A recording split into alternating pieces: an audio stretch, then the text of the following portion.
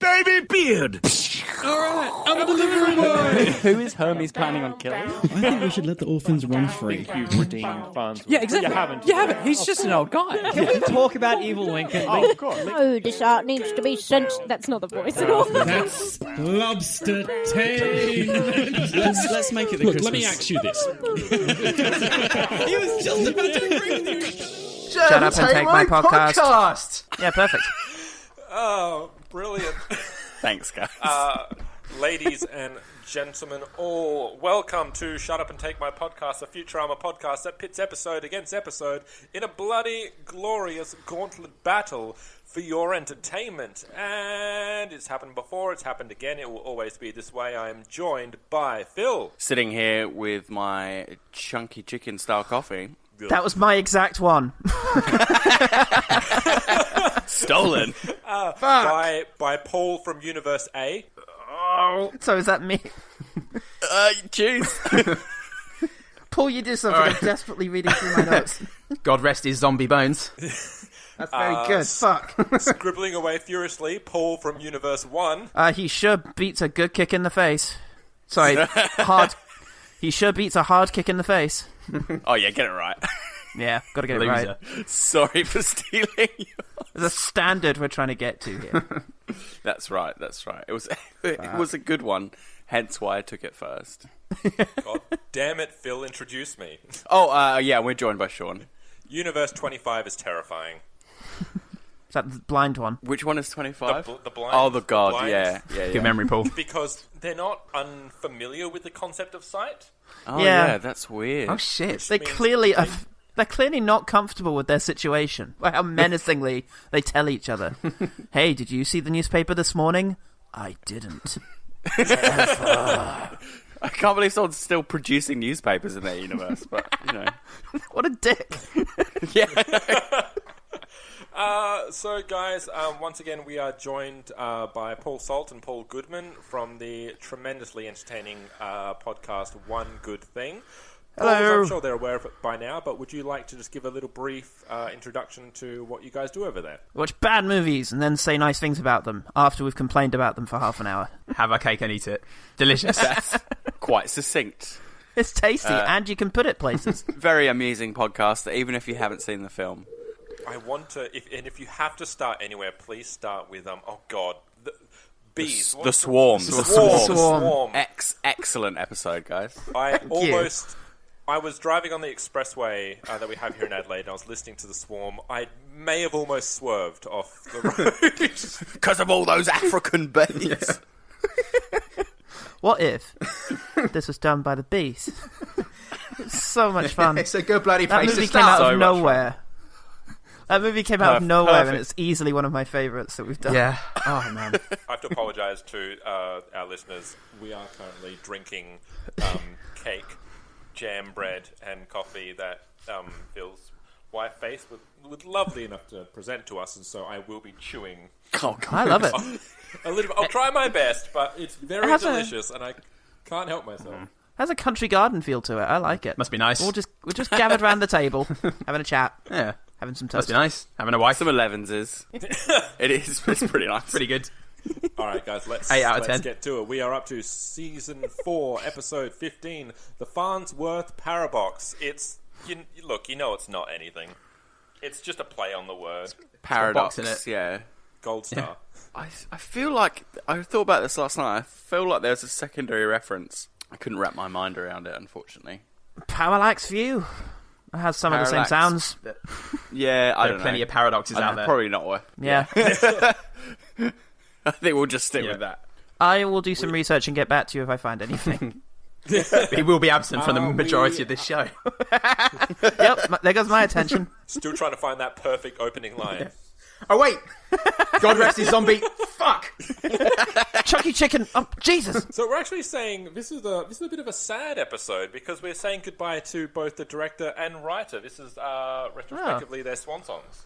Who are they? So the director is Ron Hugart, who is back from the 30% Iron Chef. The final little tidbit I get to give for you is he was a storyboard artist too. Right, did you guys know that in the 80s Hulk Hogan had a animation TV series? I was not aware of that. It rings a sort of bell, but maybe that's just a fever dream I had once. So back in the 80s when, wish. you had Saturday morning fever and there was a lot of cartoons kind of rocking the airwaves. Yeah. Airwaves? That's not a... No, it's Rocking the airwaves. Keep going. Cool, awesome. Hulk Hogan's Rockin' Wrestling, it was called. Aw, that sounds so cute. And it had... Probably not what they were going for. It just had a lot of wrestlers, and they had, the good wrestlers facing up against the bad wrestlers. So Hulk Hogan's team led against Rowdy Roddy Piper. Oh, that guy. Got to see the intro to this. What was great was, even if their alignments changed in wrestling shows, so whether they were good guys or bad guys, it was very confusing because you're constantly switching alignments and stories, but in the cartoons they wouldn't. Right. So Man, was this in very, very black and white, very clear. 80s, did you say? Hero in the ring, heel in the The cartoon. bed. Yeah, I don't know. So is this an 80s show or a it's 90s? just- Or? It's an 80s show, so it only ran for 26 episodes. So Hulk Hogan had a keytar, somebody else was playing a like an electronic drum machine. I really, really hope so. Probably for the Christmas special. Yes. For the writer, we have Bill Odenkirk, brother of Bob Odenkirk, but I Brilliant. really shouldn't keep referring to him as the brother. Yeah, I mean, he's done enough of these episodes. So we've established his talent in its own right. Of his own right. I love how he got into writing for comedy. So he has an advanced degree in chemistry, and that was where he was always going to go through in high school. So he always had this idea. He was saying in an interview, I wanted to get into chemistry. But then I kept seeing my brother doing stand-up comedy, and I thought, yeah, let's give it a go. I want it. He just naturally just decided to go from being a science major to writer. Yeah. Because his brother was doing it. Just to copy his brother. Yes. There's I something wonder how Bob feels about that. There's something especially galling about having scientists and math majors go over into the creative arts. It feels like that's my Yeah. realm. I can't do because math. you guys can make tremendous amounts of money over on the other side of things. At the very least, you could have the good grace to be utterly joyless. I can barely tell the time. Just do the same. I'm the words guy. So I haven't had any luck on finding the title reference, but I have found Goodman's Paradox, which is fabulous because the paradox is described as, why can induction be used to confirm that things are green, but not to confirm that things are grue? It does sound exactly like something I would say. Spectacularly. I'm It always down does. about That's what I Gru. thought. Guys, have you ever considered grue? See, now I'm kind of I'm not in the loop here because when you say Gru and all I think of is Despicable Me. Yeah. Why I can't think induction be used to prove that grue is grue? I think of a text adventure baddie. There's a Gru's in an old school text adventure, I think. Oh, wow. Famous one. This might Go be the my wrong new direction, favourite. get eaten by a Gru. Oh, This might be my new favourite Wikipedia page. Grue and bleen are examples of logical predicates. You guys are fucking around with us, aren't you? We've Good lost, one, you we've just- lost Paul to Wikipedia Sorry. at Yeah. this point. And Goodman's just making up paradoxes, making up colours. it was a ploy to distract him. It's just us three now. Let's talk Futurama. Haha, zombie bones. Oh no, wait, I Yes, already beat him. let's talk Futurama, So, please. the air date for this episode is June 8th, 2003. Oh. Introducing the paradoxical versions, the multiverse versions of every single cast member. No other introductions. I guess I don't think we have room for introducing other characters. We have several variations of everybody, almost. I just thought it would be Yeah. really funny if in the alternate universe there was just an extra guy. Who's that? Yeah, Steve. yeah, I would really like that. You guys don't have a Steve? Oh, we didn't Steve- get to see alternate Scruffy. Yeah, there's no alternate Or Scruffy. alternate Nibbler. Alternate Scruffy's dead. Oh, God. Flip the coin. Scruffy down the way he lived. Looking at porn. Mr. Phil, would you like to run down the plot while I take another bite out of this bread? Yeah, of thank course. God it's not. So, the Farnsworth Parabox is all about a terribly gone wrong experiment by the professor, or when is it not, where he creates a parallel universe inside a small cardboard box, while simultaneously a parallel Farnsworth also creates the universe that we know and love from Futurama inside his own cardboard box. And then the plot of the episode is them trying to determine which of the others is evil, with the high stakes being that Hermes doing his job while no one else is going to throw the box containing the universe we know, Universe A, into the sun. Paul, so I'll start off with you guys. What do we think of the Farnsworth Parabox? I have a lot of questions regarding the Farnsworth So do I. It's strange. Logical inconsistencies just kind of sprang out at me, and one of my notes says, hang on a minute, why is Amy's skin... If the main difference between these two universes is that coin tosses are different, then why is Amy's skin slightly different in what... Hang on, why is Zoidberg blue? He hasn't got any hair. What coin was flipped? I feel like them simplifying it to, it's only coin tosses are different. Is Yes. actually them completely missing the point. The universes conclusion- are quite different. A conclusion they reach way too quickly. Although, is it willfully? It's like... Yes. Isn't that the joke? Isn't that the joke that something so ridiculously finite as coin tosses would be the only difference? I think that's part of it, for sure. Am I giving it too much credit? I like that. I like that Zoidberg, apart from being blue, is no different at all. There's None of them nothing. are. Yeah, personality-wise, their situation seems to be completely identical, except that colours are different, and that some coin tosses have happened. I don't know. I also found just a little lovely fact from nature, which is that 1 in 2 million lobsters receive the mutation that makes lobsters. Crabs receive the mutation that makes them blue. Oh my god! Okay, that's pretty maybe cool. it's unrelated I've to also the parallel seen- universe thing. He's just a blue Yeah. lobster. Don't want to mention my I've seen skin. a lobster that that is like red on one side and blue on the other, like it's split straight down the middle. Oh. Yeah, it's pretty funky. Probably on Reddit sometime. It's not really relevant to what we're talking No, about. I like it. Look, I like a good... I relevant personally... should we hear what the other Paul's initial reaction was? Mr. Good. Go on then. The main thing for me that it felt a lot like a novelty episode. It felt like another anthology of interest episode. Even by Futurama standards, the whole thing of a parallel universe and them jumping between the levels felt like a joke episode to me. It didn't have like, no matter that so many of the other episodes have these amazing, like, conceptually mindfucky premises.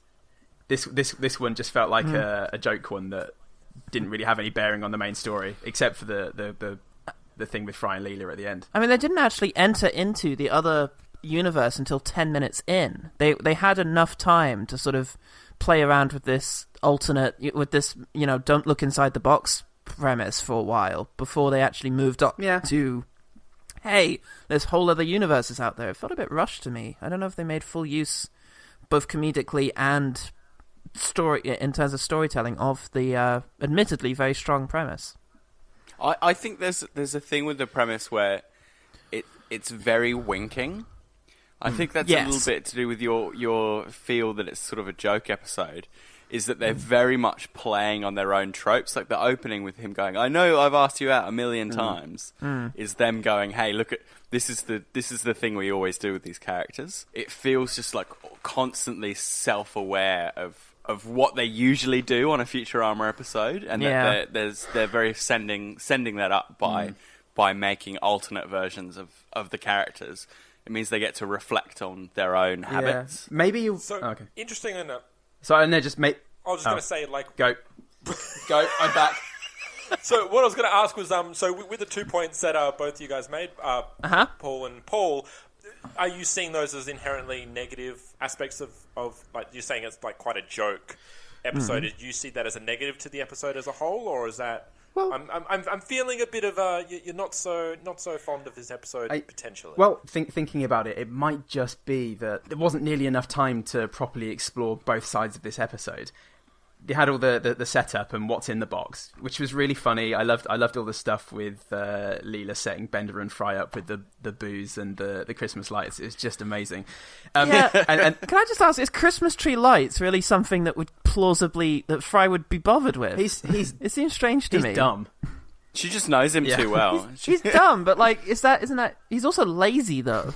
It was a weird thing for me, the idea of it. A good challenge, and that's... I found it plausible. Very simply can just be going on with. But the other thing is that then when they get into the alternate universe, I wanted 30 minutes minimum for them to explore that, rather than it just be, oh, everyone's a little bit different. Maybe go out into the world and see it. And you're asking a lot from a 21-minute Futurama episode. Some would say it's impossible to do 30 minutes in a 21-minute episode. But I don't know. For the concept, I would have just liked more. So that made it feel like an anthology thing. But it's problematic, isn't it? Because it's such an enticing premise, and it's rife with possibility that you just want more. You feel a bit shortchanged if you're presented with just 20 minutes. It's like, oh no, I want to delve into that world more. Like there's a lot further you can go into The strength of Futurama is that it so often does feel like they've fully explored a premise. You have just a little thing. Like, for example, it amazes me, and I know I haven't watched it in a while, that the episode where they travel inside a human body still has so much other stuff in it. Like, it still has a big old thing about a truck stop at the beginning, and then at the end it has stuff about, is Fry really Fry, or is he, the worms, what they made him? And yet they had this sort of rip-roaring adventure through the human body that felt like they made full use of that. There's a whole world there. Scenario. There's a little bit of treading water in this. So there's a section in the middle where they go, right, well, everyone keep an eye on their evil clone. And then we just do what we end up with is like a tour of all the characters. And so they go Zoidbergs together, Benders together, Amy's together, and they just kind of take like 10 minutes or 5-10 minutes to go check in with all the characters. And I think the only one that actually moves the plot along is Zoidbergs. Yes. Because they decide to steal the box. So it gets that bit, I feel like you're trying to do kind of a bottle episode character stuff. Where you're like, oh, we can get these characters to reflect on themselves by having their double, but... And the Farnsworths together. The Farnsworths... Well, I love Farnsworth always, so I don't mind so much. I think the Amy's really together is a bit well, I like Fry and Leela together. Yeah. I think. Their moment with the coin toss, I think it was a nice little way of moving their relationship along. They seem to be very good at just moving the Fry and Leela relationship along a tiny bit in every episode. Literally an inch. Like a romantic inch. I don't know how you'd measure that. I do like the final thing as well, where instead of things resetting back to normal, they just have the entire universe inside a box, which is both a cool concept, a bit of a mind fuck. Yeah, I'm gonna say, ever since I was a kid, Fry sitting on the box and everything getting stretched out really made me feel a bit sick, like a little queasy. Something really awful. It's a bit of a mind fuck, isn't it? It's the idea that everything's a bit stretched right now. I have a question. Do you think Hermie was aware... Hermie? Hermie. Old Hermie. Hermie. I call him Hermie. That's what I still call mate. Oh, Herm dog. Do you reckon Herms was aware that if he threw Universe 1's box into the sun, he would then effectively destroy his own universe as well? Because the box for Universe A is inside Universe 1. Oh, wow. I hadn't even thought of that.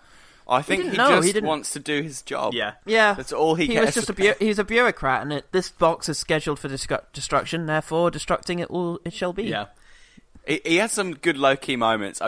That very long pause where he has the whole crew and the eject button in to shoot them all into the sun. Amazing. The silence there is funny. It's very good. That was the thing that I remembered. He really does not have a lot of from this episode, actually. Going into it was like, there's this moment at least. I know that. I can get behind this moment. And it is just perfect. That silence alone is amazing. It's very well timed. I don't know if I've made more logical and financial sense for him not to push the eject button. He just thought of it from a bureaucratic point of view. Just tallied it. Slightly outweighs. Well, I think you guys make some fine points. I also think that you're wrong. So I actually really liked this episode. I thought it was really creative and fun. It's not perfect. It does have a few lulls, and there's a few things I'd like to see more of, but the strength of Futurama is often in its characters, and using this parallel way of looking at them is quite fun.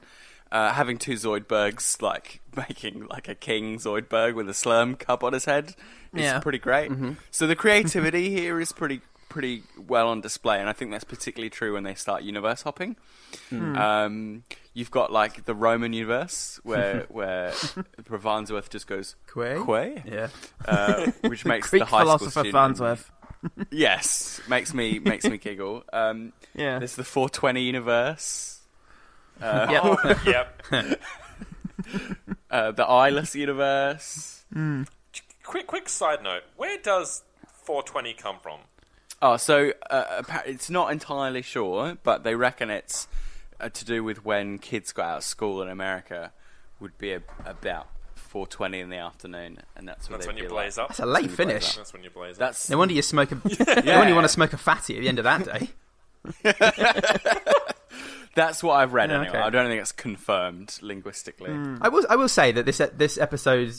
It's not that I didn't enjoy the episode. There are some unreal jokes in this episode. I was sniggering away at midnight last night when my girlfriend was sleeping. Just they're endless jokes. I just think it misses the weight of my favorite Futurama episodes. I don't think I've ever asked this of all the time I've sort of known you guys. Do you guys have you guys watched any Red Dwarf? Oh I yeah. have not, I love Red Okay. Dwarf. It's fantastic. Excellent. So, do you remember there was an episode where the crew of Red Dwarf get confronted by their identicals from a parallel universe, except that they've been gender swapped?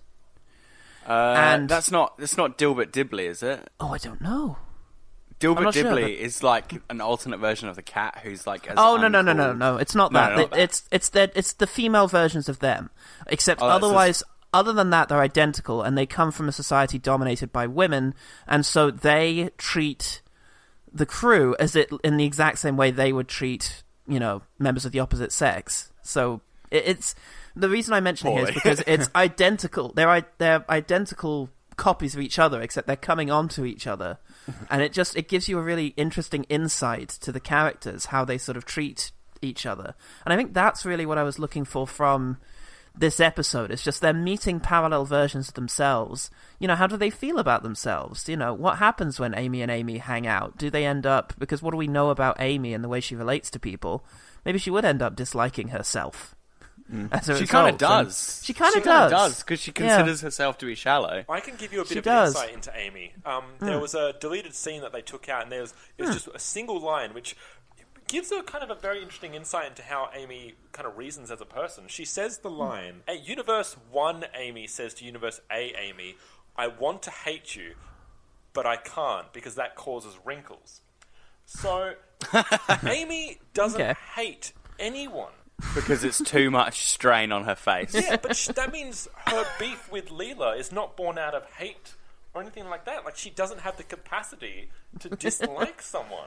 I've always felt that her just comments to Leela are just like, she doesn't think about it. No. She just makes horrible comments because she doesn't consider Leela's feelings. It's not not that she malicious. wants to hurt her. Although, Yeah. is it worse? She's just honest. Is it worse to think that she not only does she have the capacity to hate, but she also has the completely equal capacity to smother it down in a really unhealthy, internally damaging way. Beautiful on the outside, on the inside, she's just I rot. think the idea of her, was just always that she was too dumb to realize the impact on other people's feelings. And the line that comes to mind is, maybe I'm an amazing lover. No. Yeah. No. Oh, no, maybe Fry's an Paul- amazing lover. Someone says that about him. Paul, what do you think of this? So the initial idea for the episode was that potentially they weren't even going to venture into the parallel universe. So the idea was that the Planet Express crew, they discover this mystery box in the attic, or the laboratory, as it were. And the whole episode was about wanting to look inside the box, but That's interesting. whether they do or don't was left up to interpretation. So a kind of Schrodinger's box. Yeah. Yeah. And that's Okay, what so the show's episode's all about the sort of power dynamics between them, about people's different quandaries, who comes down on what side. That could have been fun. That's really interesting. I'd have appreciated Instead, that. they kind of spend 10 minutes on that, don't they? And then go, all right, we're in the box now. It's happening. Could this have been? Do you think Leela changes her mind quite quickly? It's necessary, I guess. It Would is. this have been better as a 4-part season 6 or something? It would have been better than at least think 3 you of them. Do you think you can get a whole movie out of Yeah, this? that's one of the Futurama films. I would have loved that. You could have. Maybe. You could definitely get 60 minutes out of that, I think. Yeah, they could go to different universes. I mean, if you can spend a whole 60 minutes in a Dungeons & Dragons style fantasy, you can certainly split it up and have them universe In hopping. infinite universes. They could have had at least 15, 20 minutes, I reckon, just exploring Universe 1, and then Yeah. Getting it out into the world and seeing how its slight differences discuss them. Yeah. Yeah, do you know what? Do you remember the last exactly. episode we did? Time keeps us skipping. We were slipping, sorry. Sir. We keep seeing... whatever it's doing, it's time doing all crazy shit. There's like news reports, and they look out the window and they see the people, and there's like you get a hint at how the storyline is impacting on the greater world of Futurama. Does alternate universe, what is it? A is the one that we're not following. The new universe. We are in we're A. we're A, and We're in they're A. 1. Does Universe 1 have Linda and Morbo? Does it have a Nixon? Does it have, Zach Brannigan? It is ripe for exploration there. I don't know, it's just... I think maybe Missed there's opportunity? something you could do with, like... You could make jokes about historical events that you didn't know were was actually slightly different. predicated on coin tosses. Yeah. That could have been A cool. person murdered JFK because of a coin that's where I toss. went, that's where I went. Yeah. Won't go through Dealey Plaza. A, I shoot JFK. No, heads I shoot JFK. Tails I go eat a sandwich. Yeah. Just go go back. really I go back to fat school and Oswald. go straight. Get a job. Yeah. That Oswald guy's a real go-getter. As you say as well, Paul, there's a lot of good gags in this episode There are. that I really enjoyed. As I said before, your slight differences disgust Yeah. me. It was one of the best. I really like it when they have the giant aquarium where they've hidden the box. Yeah. And the professor says, nobody but a crazy lobster would look there. Yeah. I also think it's really good timing on Farnsworth inside the thing reporting that it's gone, because the little crack from his radio, I know, it just really adds something. It's just, it's gone! Gravitas there. I think one of my favourite lines is, now, perfectly symmetrical violence never solved anything. I really think Hermes I had like a good the way... episode. I really like how... oh, sorry, go on. I really think Hermes had a great episode when he gives Lena the gun. And he goes, use it to shoot those guys. Right, if they try to look in the box. Whatever. Whatever. I just like use this to shoot those guys as if she'd never encountered a gun before. I also like that out of nowhere, Farnsworth just says, the Bible is the real good. Is the real good. He's referenced zombie Jesus before, so... Yeah. He references every deity. Yeah. Satan, you owe me! Yeah. I couldn't help but notice that in The Sting, the guy who's conducting Fry's funeral is like wearing some sort of crazy cross It's between all the pantheism, religions. Yeah, it's this idea that all the religions are kind of merged into Yeah. one. Hey, now. Oh, they're saying hi now. Greetings from the world of tomorrow. I think they do explore that a bit more later on, because we do get zombie Jesus at some point. We've had in the Kwanzaa second run. Yeah, we've had Kwanzaa. I just like the idea that Buddha's kicking around somewhere in the Futurama world. I really like the timing again on Farnsworth hitting Zoidberg with a hammer when he goes to reach for the box, because it's so unnecessary to continue hitting him. And then the last 3 on the last arm hit, and 1 on the head. There's one on the head is just superb. Speaking of timing, the 420 universe, when there's something perfect about the timing of hippie Farnsworth padding over to Universe 1 Farnsworth, handing him a flower, and then Farnsworth responding, "Get a job!"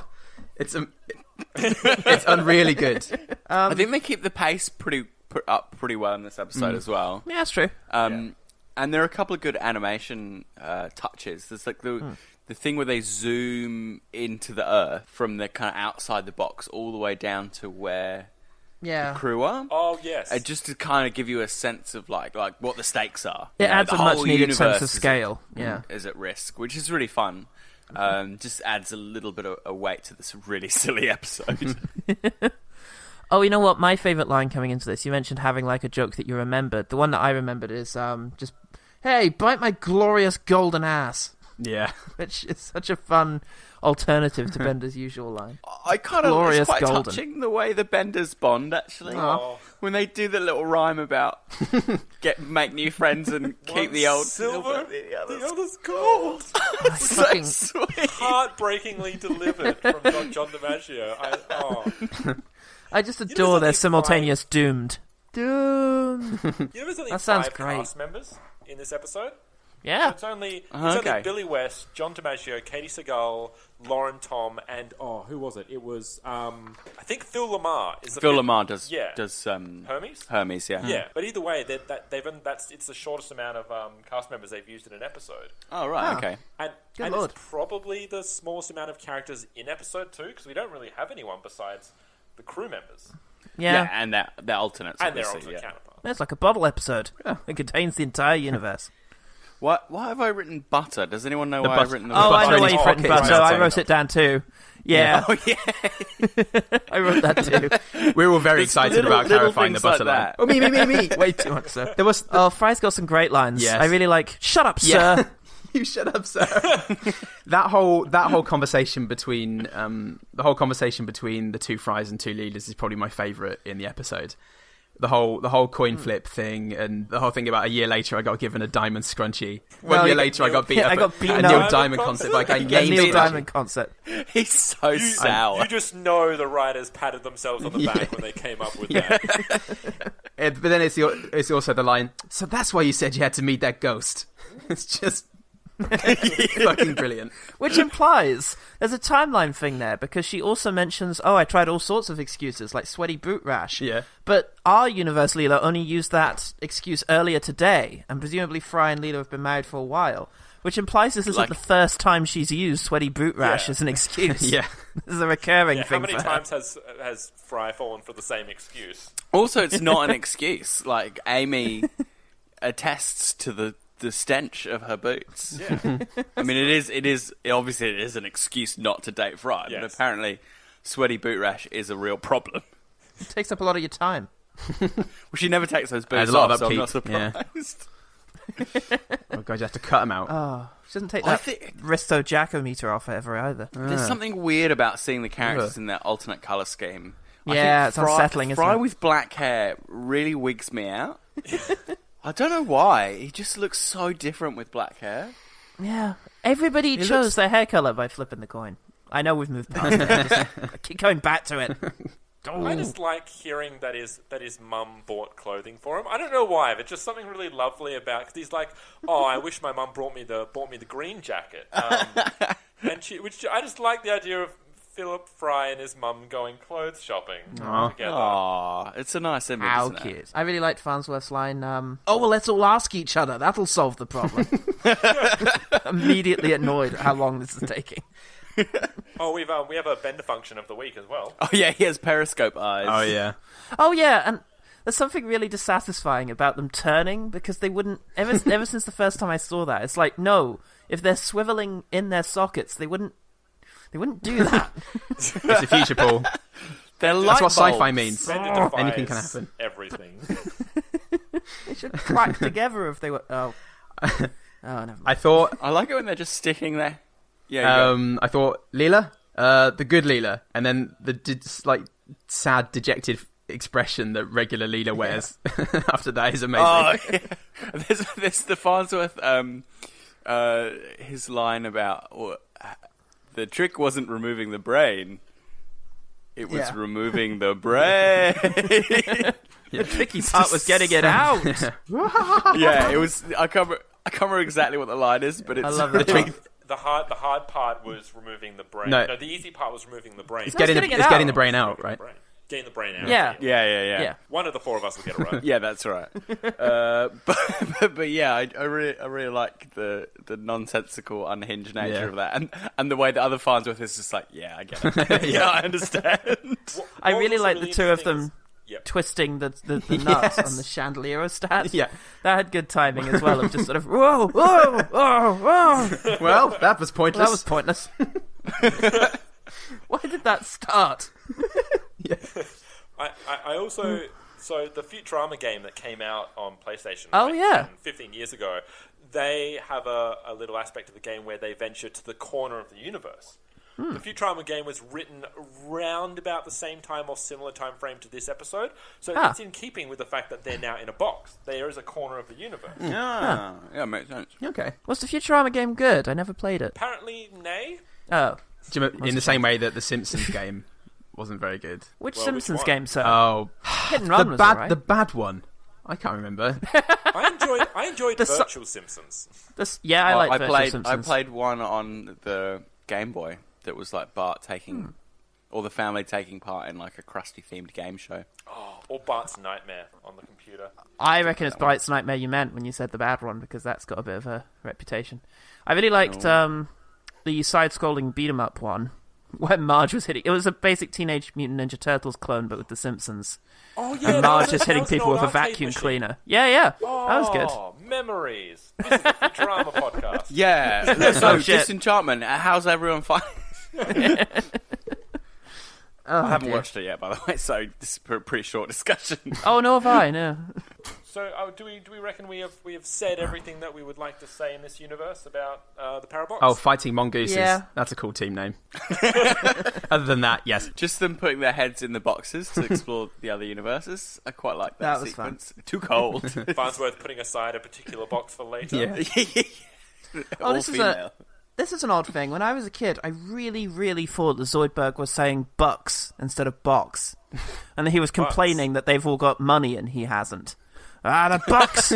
Why can't we have the bucks? I mean, it checks out. And it's very confusing. It's one of those jokes that you only get when you're older. It's nice to know that he's a disgusting failure in every universe. Yeah. Sorry, one other thing. It's just very much, again, like the last episode we did with you guys. More shade is thrown at Hermes' family by Farnsworth. This time, I believe it's the grandmother being targeted. Something about it, like my grandmother always says, if you have to... Yeah. If you want a box thrown into the sun, you got to do it yourself. You got to do it yourself. And Farnsworth... fuck, is this the... Okay, this must be the Farnsworth inside of this one. Thing, yeah. I'm sure he says he rebuts her with something like "No one cares about your grandmother" or something like that. And this comes shortly after "No one cares about your fat promiscuous mother." He hates that family. So we have a vote to get to, which is going to be the current winner, the Sting, which toppled our Jurassic Bark a few episodes ago. And outrage! Yeah, fight us. Recount. And I'm holding up both going hands. up against the Farnsworth Parabox. Okay. Go for Paul's. All right. Goodman? Sure. Ultimately, the Sting has way more emotion to it for me. Yeah. The stuff with Fry and Leela is really cool in this, but it's got to be the Sting for me. I would also like to vote for the Sting because I think it's a slightly more interesting concept. And I remember my confusion and being slightly upset the first time I watched it of not knowing what was going on or, why everything is getting so weird. Yeah, watching it back actually. What it all means. No, just that's all. Yeah, watching it back actually, it really pushed it in a way that I didn't remember. I was really impressed with it. Yeah, Sting for me. It's an easy choice for me. Sting's one of my favourite ever episodes of Futurama. From the really exciting animation in the beehive chase scene to the really trippy kind of layered sequence, and then the payoff that it has emotionally. It's an almost perfect episode, I would say. Whereas this one is fun, but it does feel a little throwaway. Disposable was the word I would use, yeah. Yeah, I mean, look, first and foremost, the Sting is going to take the vote for me as well. I have to say, though, Parabox gave it a bit more of a run for its money than I thought it would. I thought this would actually be a lot more one-sided as a gauntlet battle. But I thoroughly enjoyed... Look, just full disclosure, I watched this episode about an hour before we came here. And I had a really fucking good time watching this episode. I really thought it was genuinely entertaining, and I don't mind if it's a throwaway episode as much. No, me neither. Yeah, I mean, it's there are a lot of great Futurama episodes that don't really do much to progress the plot in terms of large scale Futurama storylines, nor does it really have a huge amount of stakes, which is weird to say about an episode that's about destroying the universe. I think my favourite of those has to be the superheroes episode, Less Than Hero. Yes. Oh man. Oh yeah. Totally throwaway episode, but it's so good. Yeah. But yeah, like Goodman was saying, just the emotional stakes isn't there, which the Sting has in spades. Yeah. Has the trifecta for me, which is as I kind of thought from the very beginning of when I started this podcast with you guys, which was, I think the Sting might be my favourite episode. Ever. I think it might be my favourite. I don't think anyone could hold that against you. It's a great episode. It is a really good episode. But look, there's like there's 4 or 5 episodes to go before we are done with the first run. Yeah, and that's movies next, isn't it? Yeah. Yeah, cool. Which some of you, if I remember correctly, there's mixed viewership amongst you guys. Have some of you not seen it? I'm thinking back to early I've seen the episodes now. movies. We're really patchy in the run afterwards. I have not seen any of the movies. Ooh, that's it, yeah. I haven't seen anything past the first series besides the first episode of the second run. That's it. I think I've seen 3 out of the 4 movies. I think there are 4. There are 4. Yeah, I think I've seen 3 of them, and then I've definitely seen the beginning of the next run, because I remember the jokes about the box company, and then being on a more central channel. Comedies, a comedic central channel. Yeah. So I remember those jokes quite well, but I don't know how much of that run I've actually seen. So yeah, we're a bit patchy coming up. We're diehards on the early stuff, but so for the voice, we're going to do something particularly special today. We are going to be doing the voice of our Universe 1 selves. Okay. How so? I can start you off. That's fine. Universe 1, Sean, I think would be something like, Paul Saltpool Goodman, hey, we'll actually be 15 minutes early to our recording, so don't worry about it. I'm trying to forget the last time I flipped a coin to decide something. I think maybe Universe 1, Phil never came to Australia, so probably speaks a bit more like this. And probably, instead of doing some stupid liberal arts thing, probably stayed in STEM field and is now very rich. I like the idea that that's how you sounded before you came. Oh, yes, completely. You've corrupted me. Minutes. That's me. I guess Universe 1 Paul Goodman would have been very much the kind of person who would have come up to you and said, "I've never met you before, but can I buy you a drink?" and held their gaze. You just punched them in the face. Yeah. I run and never stop running. I've never made any big decisions ever, so I reckon Universe 1 Paul would be exactly like me. Only he would have picked up that sandwich he thought about picking up on the way home from the party tonight. So he'd be slightly better fed and slightly less tired. Although actually the sandwich would have come from like one of those all-night places, so you might be potentially dead. Quite fucking sick, yeah. And tired. Or just a parasite in you, really. And more tired. Also, just as a note, because I said parasite, recently there was a news story that came out where a guy had a blinding headache for a couple of years, and no doctors could tell him what exactly was wrong. And it turned out, so there was one morning, like he would have lumps randomly on his body, near his eyes, he would have headaches constantly. And then there was a cat living inside him. And he saw something go past his eye. And it's just a worm that was living, an 1.5-inch long parasite that was in his eye. Oh, God. Thanks for that, Sean. That's great. My sister is obsessed with this show called The Monster Inside Me, and it's every week it's that shit. It's, I felt a bit sick, and I went to the doctors. They gave me antibiotics, but it didn't help, and then they went back, and it was a goat. Goat in my... inside me. In my lung.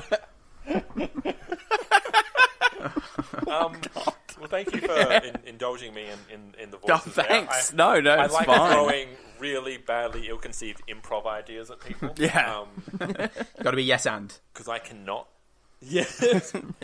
So, first of all, guys, if you want to come back to us next week, you can see us talk about 300 Big Boys. Oh, yay, that's fun. Speaking of disposable episodes, just give everyone $300 and see what they do.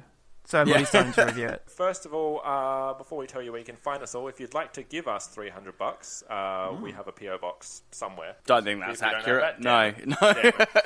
Look, just write Australia on an envelope to Sean. Sean, Australia. We'll find its way to us. It'll get Make to its way to Sean. me eventually.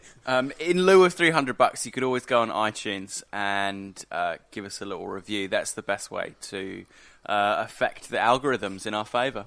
More importantly, Pauls, would you like to tell our listeners where they can find you and what you're up to? Well, in terms of what we're up to, just briefly, we're in the 80s now, and we've got some really fucking great episodes going up. I don't know when this is going out, but Sex and the City 2 is something we'll have done recently. The Haunting remake. We're in the middle of a recommendations month, and there's a lot of fun stuff in there, so it's a good time. Come and join the fun. You can find us on iTunes, YouTube, the ultimate long-form content provider. Also Stitcher, Podbean. You can find us on Twitter at OGTPod. Do it. Go on, dare you. If you get the chance, I know Paul Salt does some writing and reviewing for Screen Mayhem. That's correct. If I've got that, so please Google Screen Mayhem and find anything by Paul Salt and just ignore all the rest. Yep, they're terrible. Terrible people. If you like to read words, go and pick up Dockhead by Paul Goodman, which you can do on Amazon. Yeah. Only if it's in the UK, because I tried to order. Yeah, I'm working on it. There's a screenshot that had me ordering the book, and it said, "Fuck you, you're in Australia. You can't get it." I tried. If anyone owns a Kindle, you can do that in Australia. They're new to books here, but I'm working on it. All right. I've been going around all the shops, flicking through the pages and letting them touch it, and they're coming to terms with it. We use them to level things. Yeah, that's pretty much exclusive use for books here. Yeah, paperweights. And yes, and just also thank you to both you, Pauls, for helping to fund towards the horror film that we were doing, The Groves. We actually met our full 100% amazing target. Congrats. So, neat. Well done. It will be made, and we are shooting next month. God. Yeah, brilliant. Yeah. Cannot wait. Guys. Well, thank you very much once again for being our first three-peat. Oh, yeah. No problem. Favour returned. Yeah. Once per season we've had you on, actually. I've that's noticed. lovely. Yeah, that's good. Oh, wow. 2, 3, and 4. So, guys, until next week when we do this all over again and head begrudgingly towards the end of a series, I have been Sean. I've been Phil. I'm still Paul. And we'll also be releasing the Universe 1 version of this episode tomorrow. Okay. Which is just us screaming. Yeah. Is that the funny one? Yeah. Burn so on until then, us. Bye. Bye. Bye.